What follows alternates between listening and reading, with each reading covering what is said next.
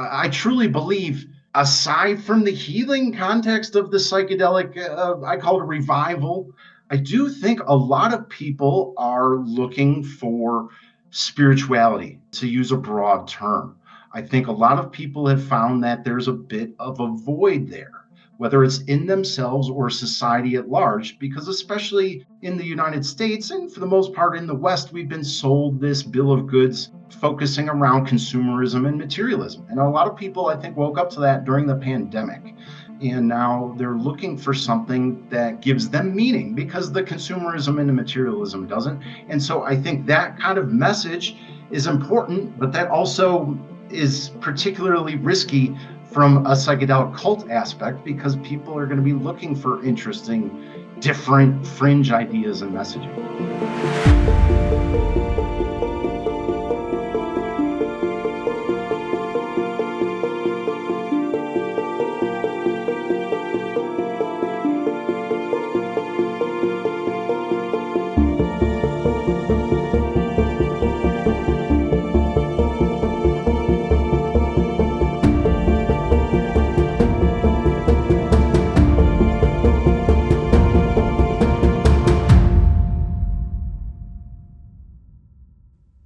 Hi everyone, welcome to Psychedelic Conversations. We have Adam Miezio in the house. Miezio. Sorry, Adam, that's Miezio, right?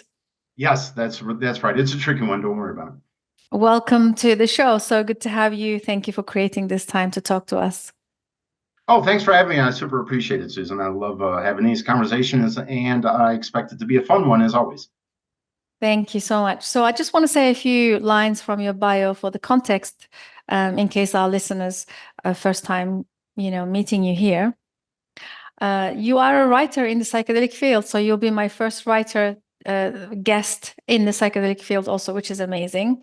And you were born in Chicago, and you received your master's degrees from Northeastern Illinois University, completing a thesis about the Heaven's Gate cult.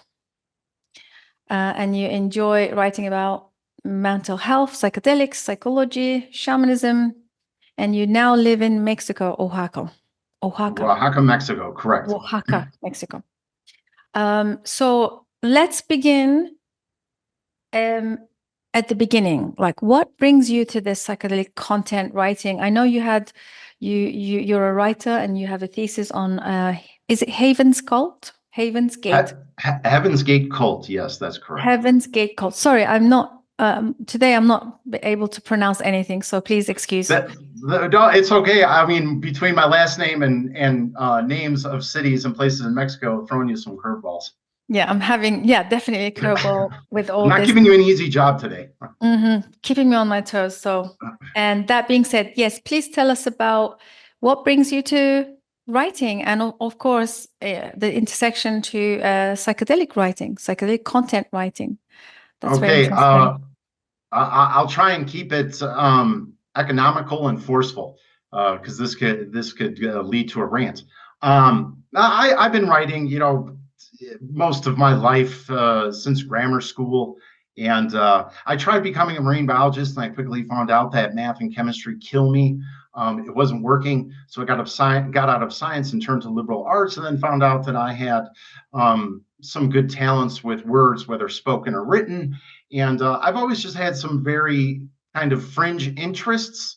And when I was in college at Northeastern Illinois University, just for, just pure passion and interest, I wanted to write my thesis about religious cults. It's just something that's I've been very interesting to me for a long time, and I didn't expect it to do anything for me for work or my career.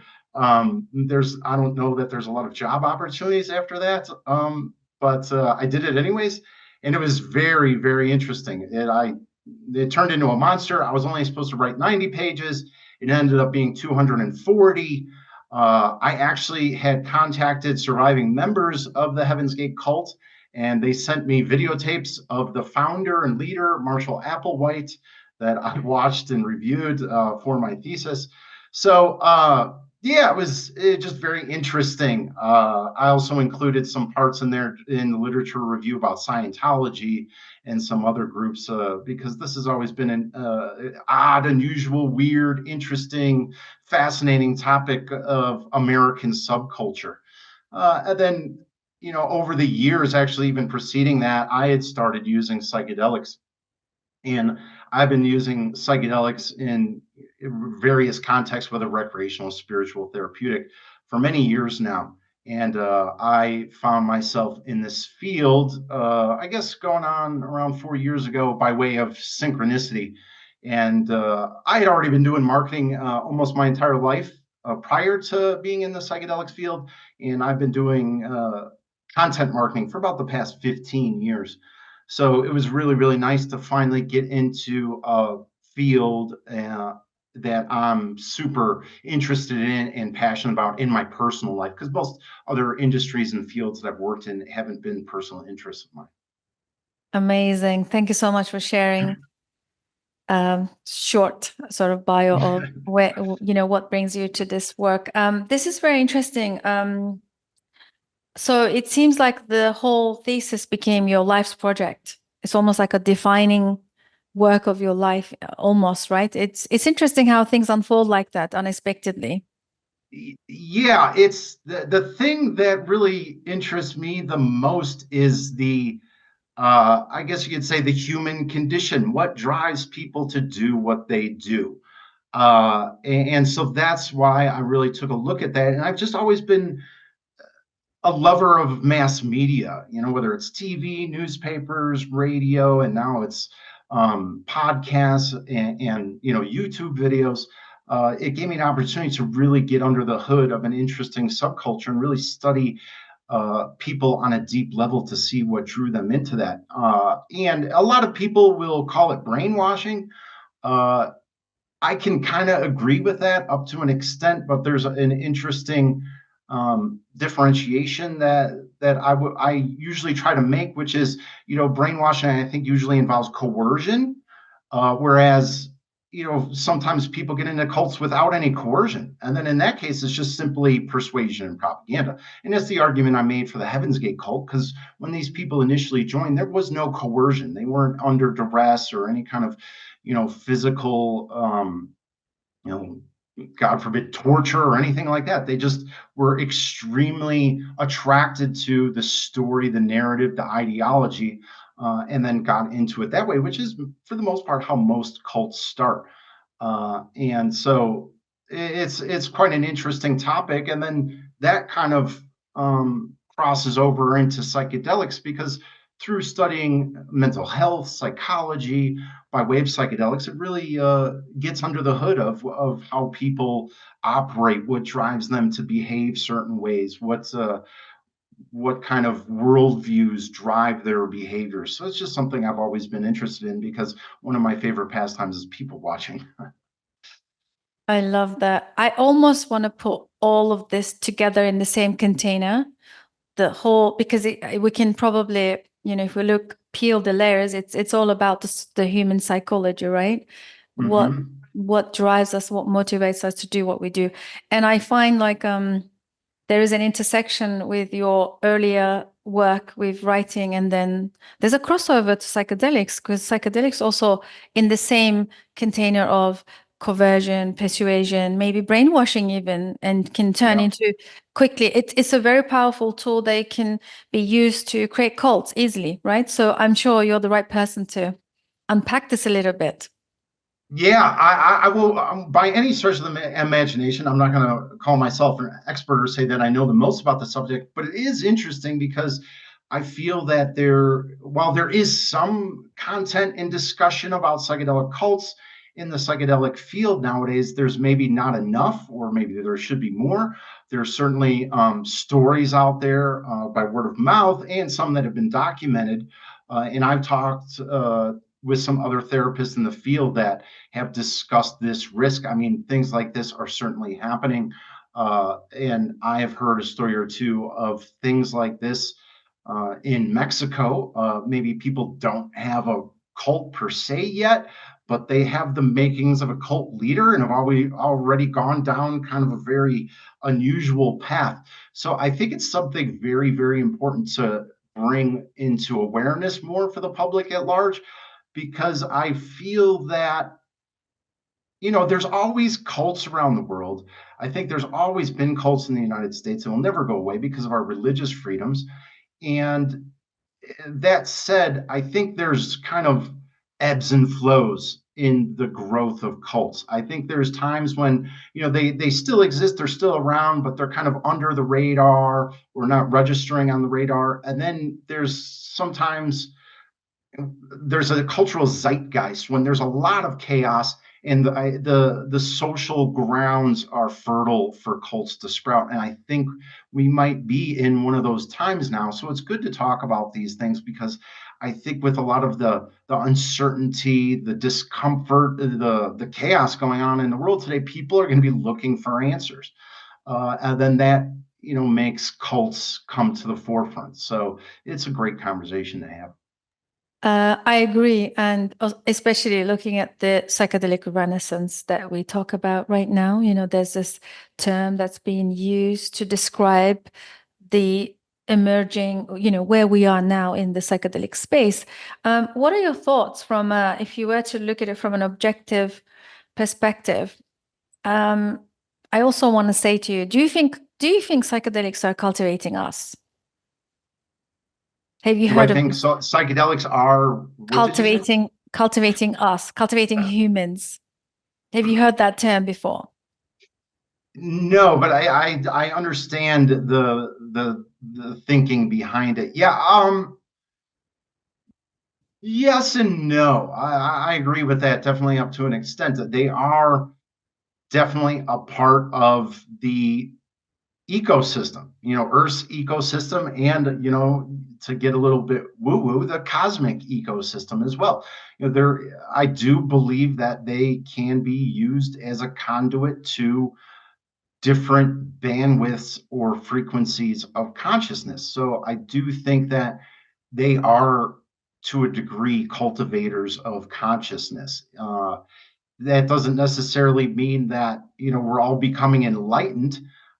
Maybe that increased consciousness is just making yourself a little bit better than yesterday. It doesn't have to be anything spectacular. And at the same time, yes, it can be spectacular at times. So I do think there is a little play with that. There's a little give and take, because of course it's all about how we use them and employ them. And for example, if there's a psychedelic cult using them in that way, then that's obviously not going to be a good thing. And yet, people, I truly believe, aside from the healing context of the psychedelic, I call it a revival, renaissance, virtually the same.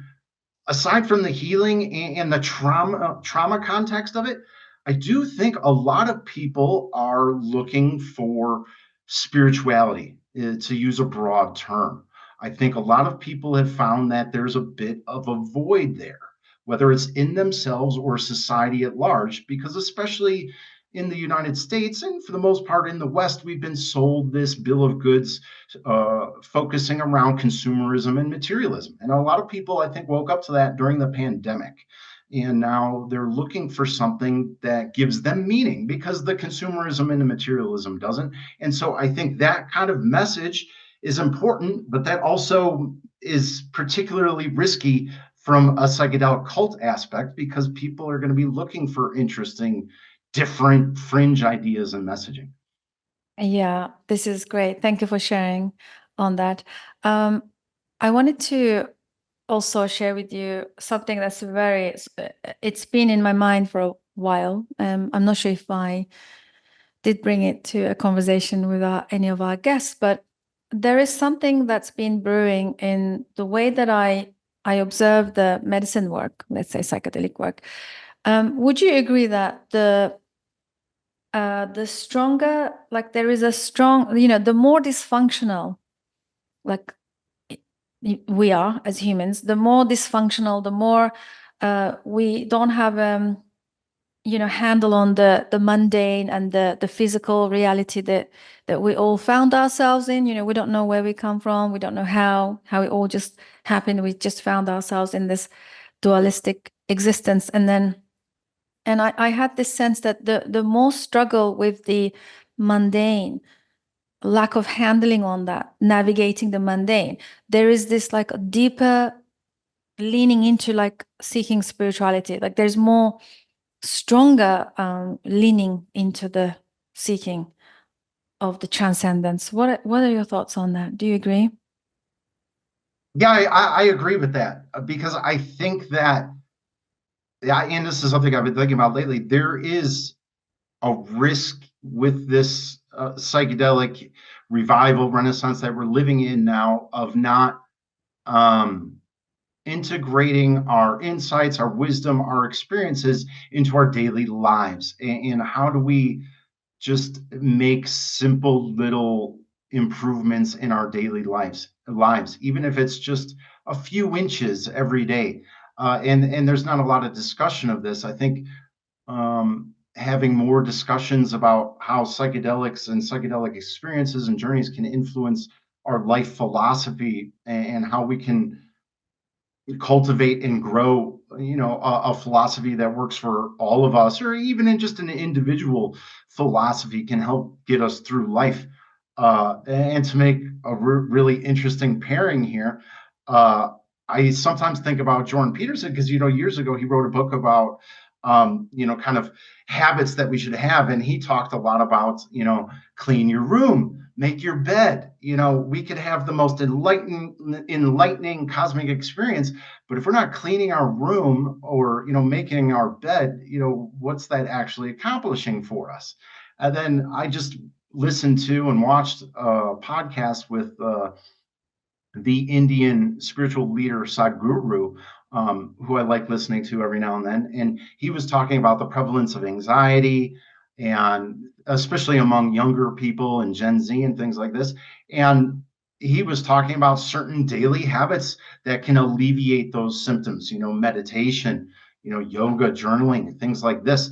I think that kind of daily discipline to spend, maybe an hour doing some yoga, meditating, journaling, some combination of those can have a great beneficial effect without even having to do psychedelics.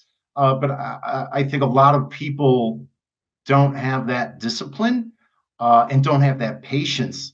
We live in a culture and a society where there's no delayed gratification. We want everything now at our convenience, which means psychedelics. Like I think that's a danger too, is that a lot of people think maybe mistakenly that psychedelics can be a magic bullet and make everything about their mental health issues or their lives better when you still have to put in the work. It's just one tool in the toolbox. There are other tools, and the more tools you have, the better off you are in life.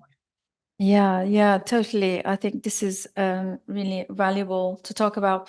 And I also have my own, personal observations around, for example, I wonder if the new world is already here, because I was reading a blog about how the world is changing, consciousness is shifting. There's this new age spiritual conversations about everybody's waking up, the world is waking up.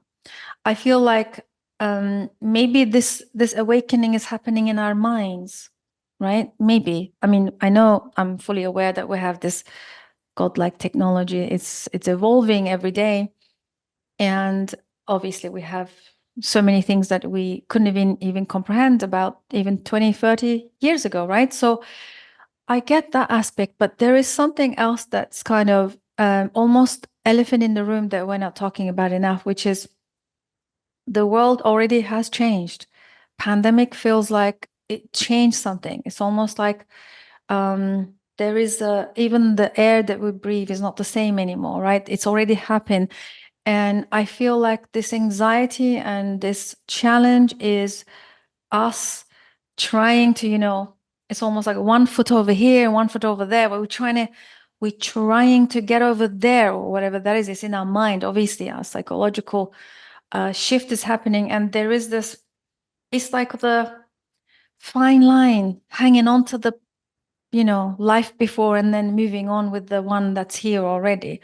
I think that creates a lot of internal conflict in people that we also don't really speak much about. What are your thoughts on that? Absolutely, absolutely. Wow, I could take this in a lot of directions. I agree with you 1,000%. Uh, and to preface this, it's difficult in the West, especially in the United States, because a lot of people aren't accepting and or able to discuss spiritual issues because everything is just kind of framed as woo-woo. Because we kind of have this scientific, we've replaced God with science. And if things aren't scientifically proven, then they're just totally disregarded. And this is actually changing right now. And science, there's some serious issues with science at the moment that make a lot of people uncomfortable and don't like to admit. There's the replication crisis with science. There's a lot of, big corporate takeover of science. A lot of peer-reviewed journal studies are backed by massive corporations.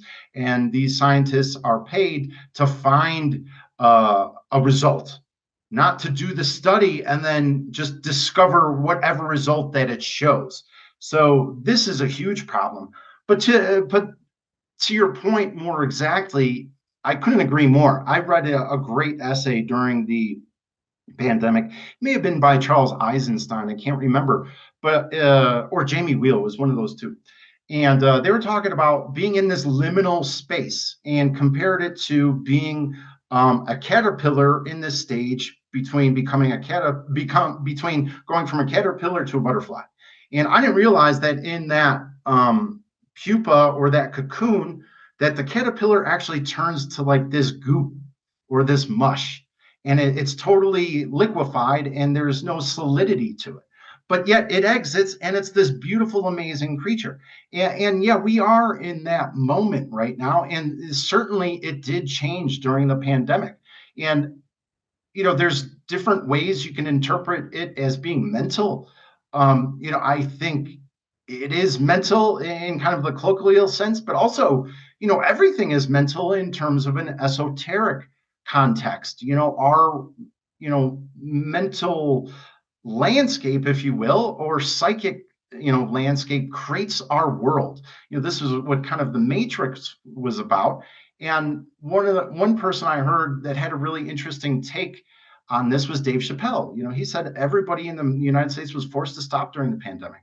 This doesn't happen to Americans because we live to work. We're always go, go, go, go, go. We always have to be go-getters, busy, producers, achieving, winning, succeeding. And everybody was forced to stop, stay at home for a while and do nothing. And then what happened? People were obligated to go inside to become introspective. And what happened? Everybody then started asking questions. And what was the most predominant question people asked themselves as they were looking around at their homes and apartments and their cars and clothes and TVs and computers? Everybody asked themselves the same question: is any of this stuff making me happy?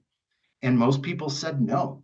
And so I do think we are going through this massive spiritual change because we're waking up to the fact that there is no, well, I shouldn't say that. There is not enough spirituality in the world right now. And I think by going down this avenue, it's going to provide some of the answers to this new world that we're giving birth to, because we're going through these gigantic birth pains right now between kind of molting off the old world while yet still awaiting the new world to be born. So it's a really chaotic, wild, crazy, unstable, imbalanced time, but exciting at the same time as well, because everybody can be part of this new world and create something that helps build this new vision for the future. Because it's obvious, whether it's culture, politics, I mean, anything you look at today it's things are crumbling and we need new solutions and new visions.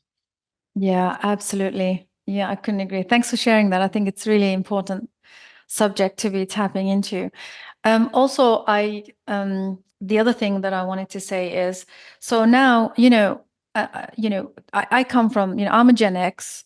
Is that right? Like I'm the one after the baby boomers, I guess. So that's Gen X. Yeah, I am too. Yeah, Gen X is a good one. We lay low in the shadows. Right. So I'm thinking, we are the if you look at our timeline, right, we have our grandparents who were the children of the war, not too far ago, like not many, not hundreds of years ago.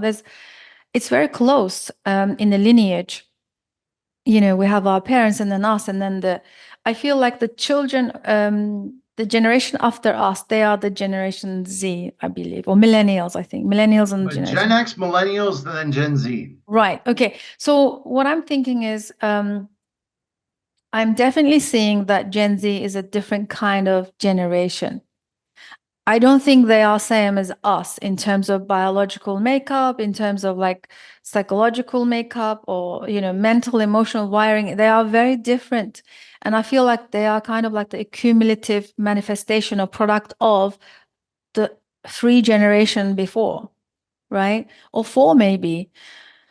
As a result of that, they are very different. And what I'm seeing, especially in my work, because my background is trauma-informed psychotherapy, so you can imagine I work with parents and their children sometimes. And what I'm seeing, Adam, is that there is this almost like push against recognizing that these kids are different. These are born into this new states of being and understanding and consciousness, whatever that is.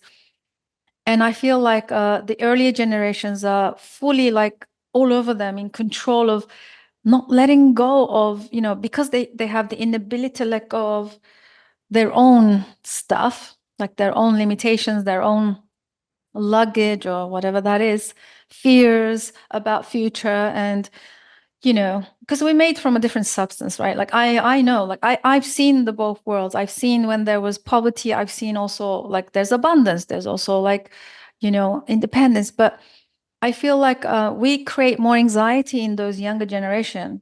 Like the earlier generations are fully trapping those kids because they still need to sort of like project their own to them without this recognition of like, these are new, fresh lives. They're different. And I think we need to begin to also see that. I think that's probably why it's feeding into their anxiety, because these children, they feel like they're not understood, they're not seen, they don't feel like like there's no belonging in them. They're completely floating around, anxious, nervous, and then these parents fully on their backs, like really wanting them to fit in some boxes that they themselves come from. Do you see that, or did you have any thoughts on that before?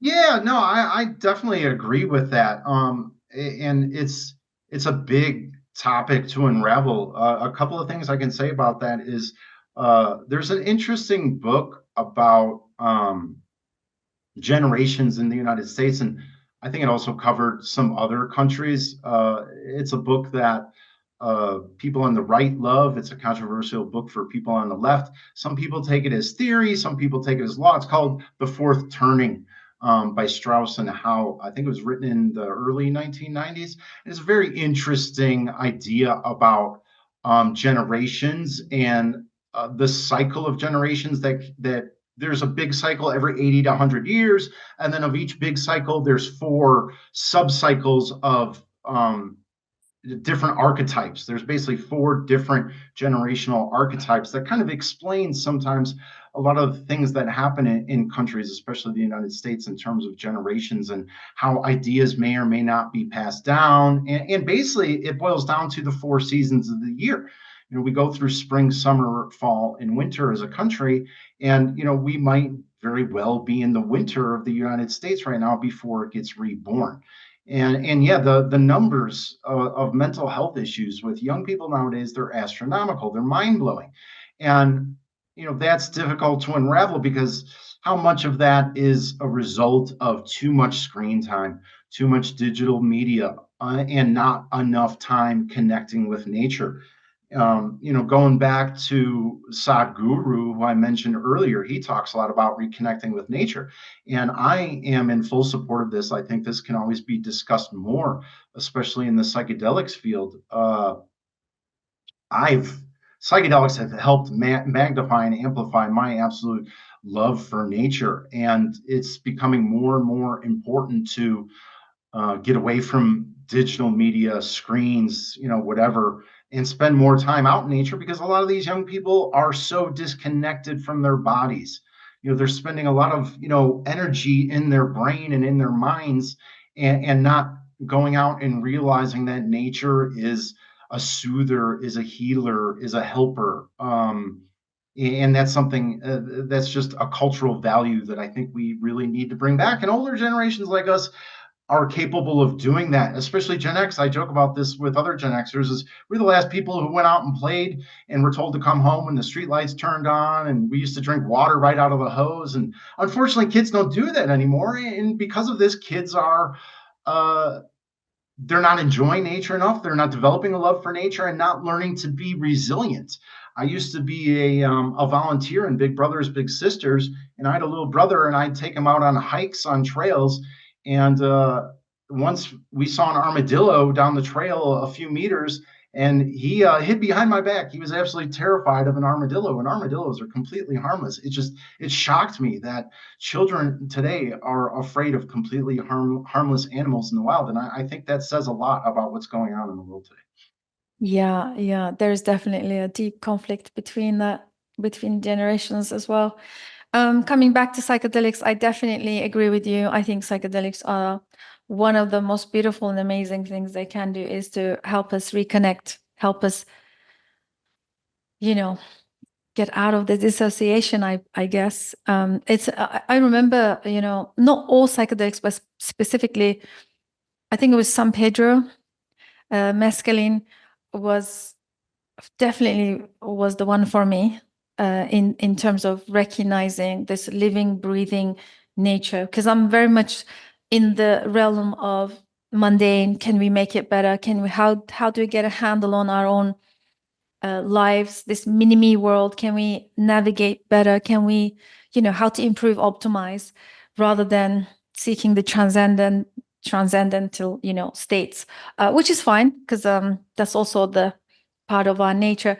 But there was this deep desire to connect to something around the time, and I realized connecting to nature was already transferable to connecting to myself. So that's kind of like how it first happened for me. I know a lot of our listeners may resonate with that, but it was really the beginning of really dropping in and connecting with outside of what I have, that was very disconnected in prior to that. So yeah, I agree with you. So psychedelics can be utilized in that way, but then we still have these decriminalization situation going on, the political stuff, and the whole legalization issues, and I can understand why. One of my favorite quotes, I think I heard it from, was it Robin Carhart Harris? He said, all drugs should be allowed so that we can learn how to, it's the quickest way to learn how to use them and understand them. Something like that, something along those lines. I think it's really interesting that we still talk about psychedelics. People use them, they always explore them, yet it's very strictly controlled. And I don't even want to begin to think how young people are navigating this space, right?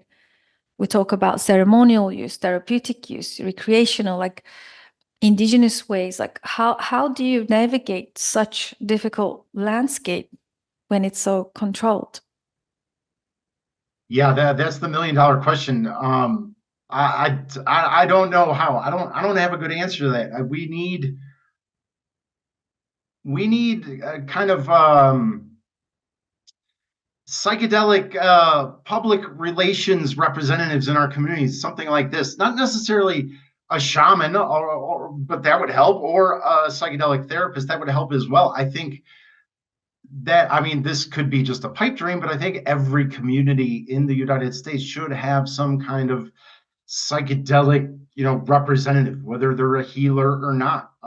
This needs to be something that's ingrained and integrated, for lack of a better word, into our culture at a very grassroots level. It shouldn't be coming from the top down, but it should be growing from the bottom up. I mean, this is how it works in indigenous cultures. It was something created from the bottom up. It didn't come from the top down.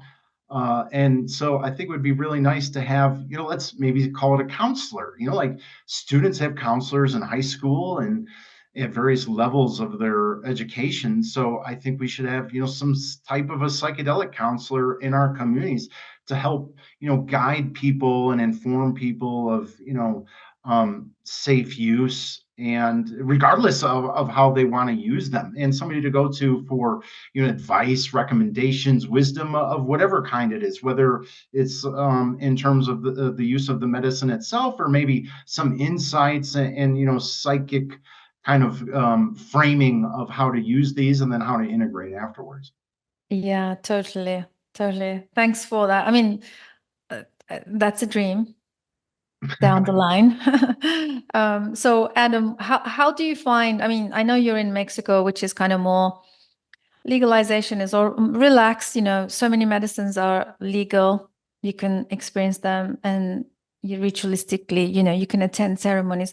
How are you finding it? What's it like to live in Mexico? Well, I mean, I love it here. I could have a whole nother podcast and interview just about that, because I've traveled a lot in my life and I love to travel. But that's one of the things that really, really interests me about Mexico, is because there is a large um, psychedelic culture here, but it's completely different than the West, even though it's the next door neighbor of the United States, because obviously there's a millennia long history of psychedelic use and traditions by indigenous people, and that absolutely fascinates me. Because I say Mexico is kind of a country of two faces. One face is still very much Spanish. I lived in Spain years ago, and even though it's 500 years later, a lot of Mexico is still very influenced by Spanish customs and traditions. For example, they have a siesta here, and I can guarantee you the siesta started in Spain.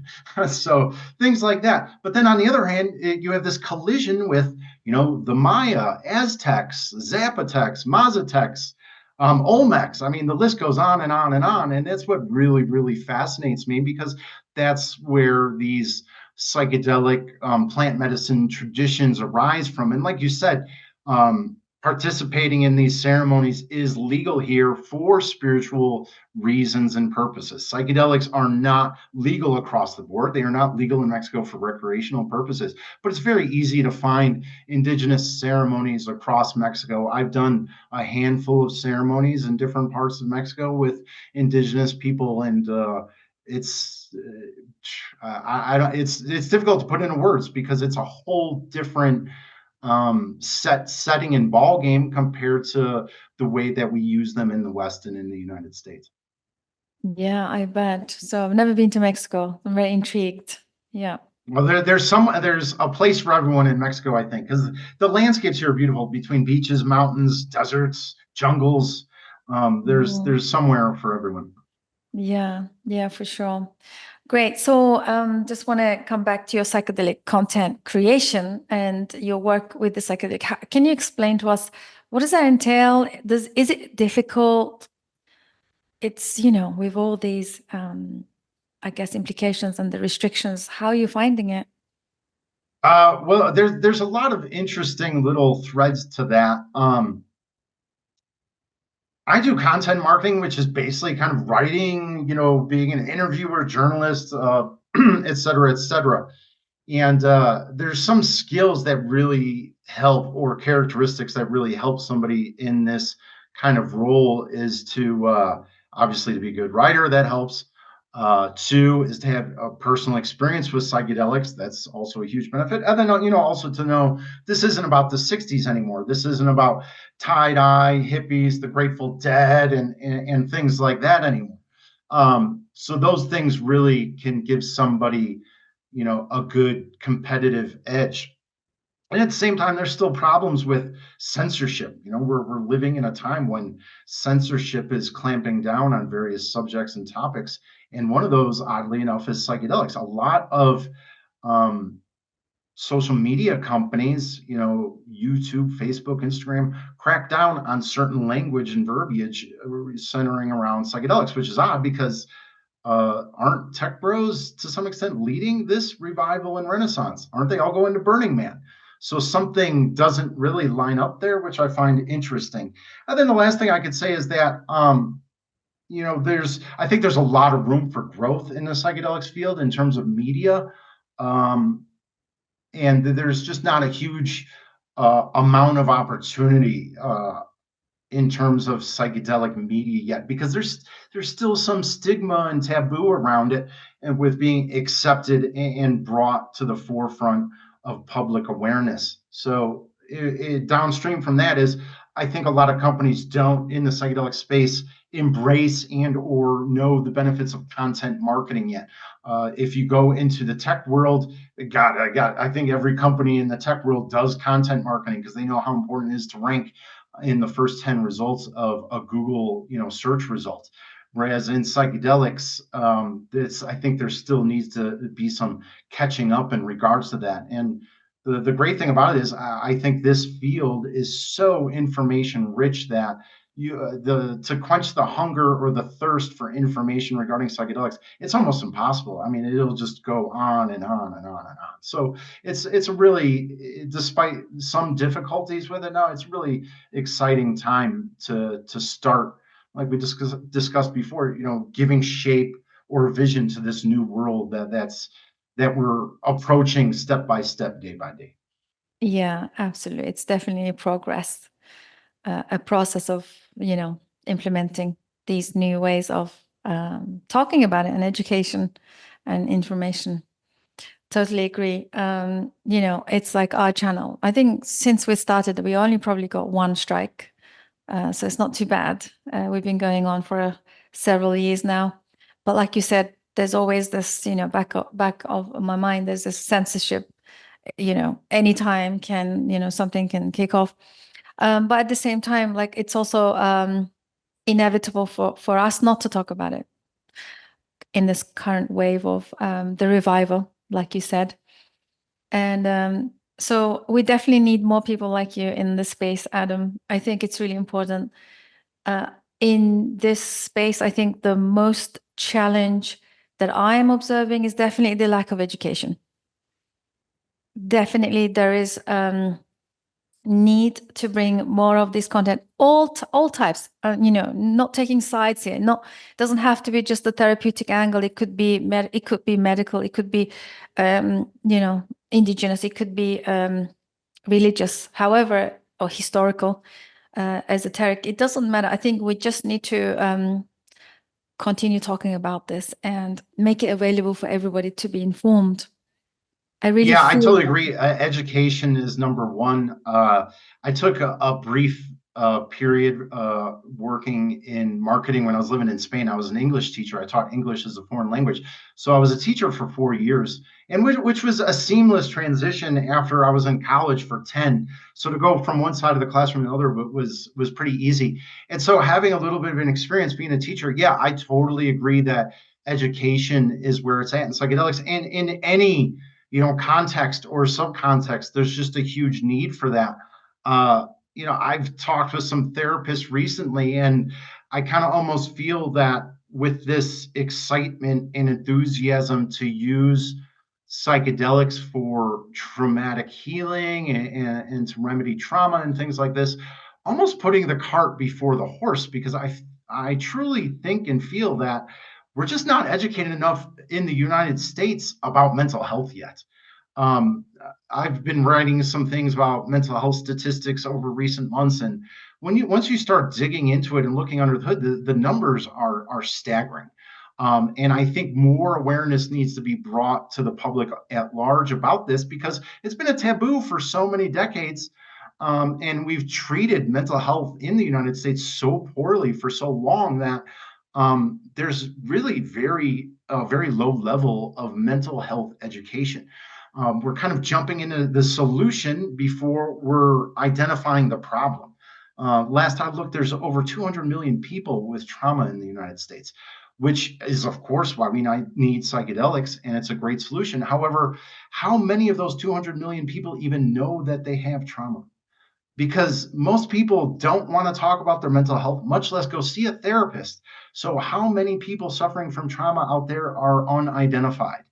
So I really think this has to be something that's woven, folded, integrated into our culture from a grassroots level to be able to recognize trauma in people. I kind of have this idea that, centuries ago, millennia ago, somebody in an indigenous civilization, tribe, society, maybe who wasn't doing so well, maybe some kind of elder statesman, family member, shaman saw him and said, hey, or saw her and said, hey, I don't think you're doing too well. It looks like you're struggling here. I think we should maybe take some medicine. It's time. And we don't have any kind of instrument or capacity like that in the United States or Western culture for people to be really open and honest about their inner world. So I think we need to kind of build that capacity and ability before we jump too far into psychedelics. Yeah, this is so valuable. I think this should be written and spoken about everywhere. I think this is the missing link in the, transition or the revival. We talk about psychedelics, like you said, everybody's jumping into the, of 10 steps ahead of the, the structures and the methods but we don't even And to add understand one quick little thing, Sure. I've discussed this with a few therapists, and a few people agree. I think there's a real danger in the content around psychedelics today, because a lot of it is written and produced by therapists, which is great. Therapists are having their moment in the limelight or the spotlight, which is fantastic as well. And at the same time, therapists tend to write in a very dry, sterile, academic manner, which is going to be off-putting to a lot of Americans. There's, like I said, there's still a taboo and stigma around mental health. And then when people learn about it, to read this very kind of, I say, like the tie is tight up to the neck type of content that's very academic and dry, it's not going to connect with a lot of people. We have to find a way to bring very heady educational topics down to the masses and find a way to distill that and get it distributed equally across the culture, which I think is really, really important, because there's a sense of humanity and community in this. We can't be socially stratified. Mm-hmm. Well, this is gold. Thank you so much for sharing. And this is why I was asking you earlier about our psychedelics cultivating us, because this is exactly what I'm seeing. Because people who dabble in these medicines for long periods of time in a communal setting, immediately they transform. They become kinder. They think about their neighbor. They start to move away from their little mini-me world into a larger world. And like you said, strictly keeping them to academic literature is just so unfair. Yeah, yeah. And I think that's one of the things that people, God, it's a huge lesson of psychedelics, but, there has to be, the integration. And I don't mean just that in the literal sense after a journey. I mean, in the figurative long-term sense, these mystical feelings of union, with every, living organism across the world, that should inspire, or I would hope inspire people to help each other. And we've become in the United States so atomized that we barely even know our neighbors. So I would hope that after these mystical experiences of union, that people would be more open to meeting their neighbors, meeting strangers, helping a stranger, practicing random acts of kindness. This is something I love about being in Mexico. The feeling of community here is 10 times, if not 100 times stronger than in the United States. We just don't have community in the United States anymore. Or if we do, it's on a very low degree. We used to back pre-World War II. But since then, it's become, as I think there was an Edward Bernays movie called The Century of the Self. We've become just so focused on I, me, self. There's a huge lack of community. And I think psychedelics can, cultivate this in us as an I, a me, a self, and then kind of form a mycelial network out from there, because we need each other to help ourselves through life. Life isn't easy. It's not fair. It's hard. And we all need to help each other. And that gets down to education and bridging that gap between, mystical experiences and beautiful experiences of awe into how can we change the world on a daily basis. Um, Yeah. Yeah. and one kind of final point I was thinking about is, I learned about psychedelics on my own. I was doing them when I was 18. I had nobody to really teach me. And I can remember kind of old, kind of hippies back in the day who were kind of in that 60s, kind of era, maybe Grateful Dead people. And they'd always tell me the same thing: always do it in nature, always do it in nature. And I was like, they don't know what they're talking about. Because I used to like to go to concerts and festivals and things like this. And then at some point I was like, you know what? They really knew what they were talking about. But that was the only piece of wisdom, was just do it in nature. And think about now how many pieces of wisdom we can share with people going into the future instead of just doing it in nature. So there's a huge opportunity here to do this a Yeah. better way than what happened, 60 years ago in the 60s. Yeah. Excellent points. You need to come back more often, Adam. These are the fundamental, like these are the foundational issues that we need to be talking more about. Um, and and you're very open to this. I can see, and I know that have carry this open mind where you can really go there. A lot of people wouldn't go there because, like you said, I think I'm picking up maybe like you're almost like this free spirit, just kind of doing your thing and just out there just doing your thing. Because sometimes, like when I speak to some guests, they need to be careful because they have a position, they have a title, they have a, it's not really freely, they're not able to freely express as such. And, especially like now, I really believe in the communal settings. Can we create a lineage of wisdom? Those are the missing infrastructure, if you think about it, like the foundational level work, right? Can we come back to more of that? I discovered this, I think it was 100th birthday of Albert Hoffman, Philosopher's Stone. I don't know if you watched it, a documentary Mm-hmm. series, taped a long time ago, series of them on YouTube. I was really thrilled to find it. And I was listening on repeat, and there's several hours of this content. Just like you said, sometimes we easily become arrogant and say, they didn't know what they were doing because, the revolution times, the counterculture and the Woodstock, that they didn't know. Oh, yes, they did. Because in that content, every single speaker, way ahead of time, it was so timeless what they were sharing. And I was taking notes like crazy because it was so relevant to today. And it was so universal and it's timeless. They already tapped into it.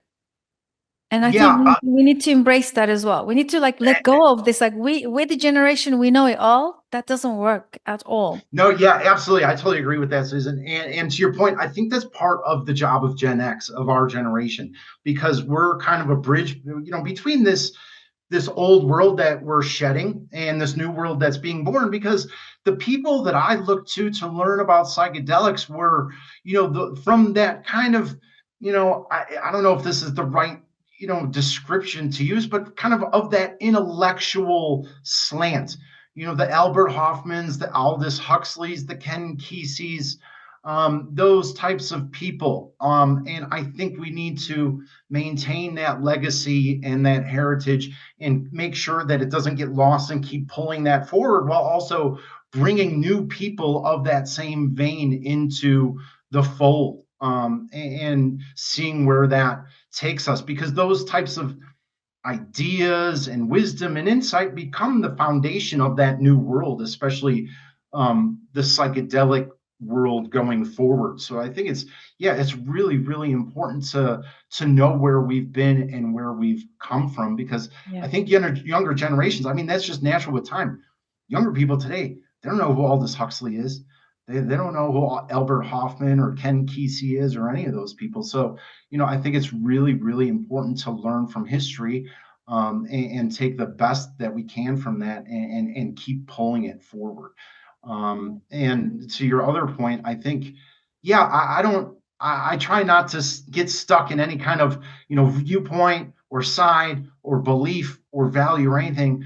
And I think that gives a lot of freedom. And we live in crazy times today where people get trapped in silos, whether that's, thinking, politics, views of the world, whatever. And it's very difficult for people to escape that. And it's a surprising thing because it stands in stark contrast to psychedelics. Psychedelics should hopefully lift the veil and show people that the world isn't how you think it is or isn't how you realize it is. And that's something that interests me is like ancient wisdom, like things like the Eleusinian mysteries and Plato's cave. I think that's one of the number one things that we should be teaching people is Plato's cave, because that is absolutely real and happening today. I always say the Matrix, the movie, is real, not in a literal sense, but in a figurative sense. And I think these things should just be taught over and over and over again and never lost. And one last exclamation point to this, I think one of the best places to learn some of those lessons is my favorite YouTube channel, After School.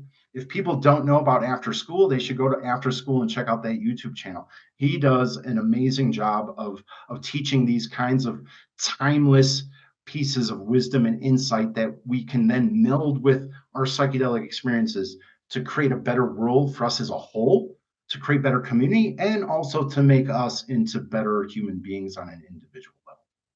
Yeah, perfect. This is a great closing notes as well as we're coming to end of our conversation. Thank you, Adam. And this is my vision of creating a wisdom lineage. Because, we all get excited about the, indigenous and the, ancient way of preserving, protecting the knowledge and the wisdom. Look at the indigenous people, they carry it. And how do they carry it? Through their lineage. You're born into that lineage. You don't get it, you don't choose. You're automatically, into the system of that lineage. And then, look at some of the amazing lineages that we know now. They're protecting with their lives. They're so convicted in the way they believe and they carry, and there's a reverence, there's a respect. And I always think, we don't need to do that. We can respect them. Sometimes there's like activism going on as well. Like we should all do it like them. We should all, at the same time, like I live in the Western world. I don't have that opportunity. I can't travel to Mexico or live in Mexico, but what we can do, we can learn from that lineage and create our own Western version of our lineage. It's possible. Absolutely. We have to. We have to. We can't really duplicate an indigenous lineage. It's just not, I don't know if it's possible. I don't even know if it's right. It's just not ours. And so I think we can take inspiration and ideas from that, but we have to do something new of our own. And I'm actually thinking of an after school video right now about Carl Jung. And I think it's titled something about Find Your Soul. And it's a beautiful video. And at the end, it talks about how Carl Jung, towards the end of his life, I believe he was living for a little while alone in a cabin in the woods. And he talks about chopping wood. There's this beautiful prelude about psychedelics and finding your soul and the shadow and the anima and the animus. And he eventually ends up at the place, literally and figuratively, of, just live in a cabin by yourself in the woods and chop wood. And you really find your soul. And so I think something like that, could just be an example, chop wood. I used to live in Tennessee on a ranch, and that was one of my favorite things to do, was to chop wood, because you're out communing with nature, and it tends to, those mundane tasks clear your mind. And you have these beautiful moments where you don't have any anxiety. You're not thinking about the past. You're not thinking about the future. You're present, and they're beautiful. And you're just being a human, the human being, think about it, it's a verb. We have to do. And often we just don't give ourselves the time and space and place just to be. And so, that's a huge thing for all of us to just be. Yeah, amazing. Well, thank you so much for such wisdom and everything you shared today. Really appreciate this, Adam. So before we let you go, how do you help people, or can they reach you? Are you open to connecting with our listeners? Where can they find you and connect with you, if you don't mind sharing? Oh yeah, no problem at all. Excuse me, I read a Substack, Adam Miezio, Miezio, Substack.com. People can reach me through there. They can also find me on LinkedIn. I give a website, but I'm in the process of building one right now, so I don't have the address for that. But yeah, through LinkedIn or Substack is the best way. And I love helping people. Sometimes random people reach out to me because they've seen me do a video online or a podcast, and I'm willing to, respond to text messages, phone calls, emails, whatever I can to help people. I just love it. I mean, that's what we should all be doing more of, because otherwise, why are we involved in this psychedelic revival if we're not helping each other? Yeah, totally. Thank you so much for that. And we'll add your bio and the links in the show notes, and hopefully we'll have you back very soon for a follow-up conversation. Well, thank you so much for having me, Susan. It's been a lovely, beautiful conversation. I really appreciate the opportunity to talk with you and your audience. Thanks again. Thanks, Adam. Thank you, everyone, for joining us. Hope you guys enjoyed this conversation. Drop a comment. Please get in touch with myself, Adam. Share your experiences. Join the conversation. Don't be shy. I'll see you on the next one. Bye for now.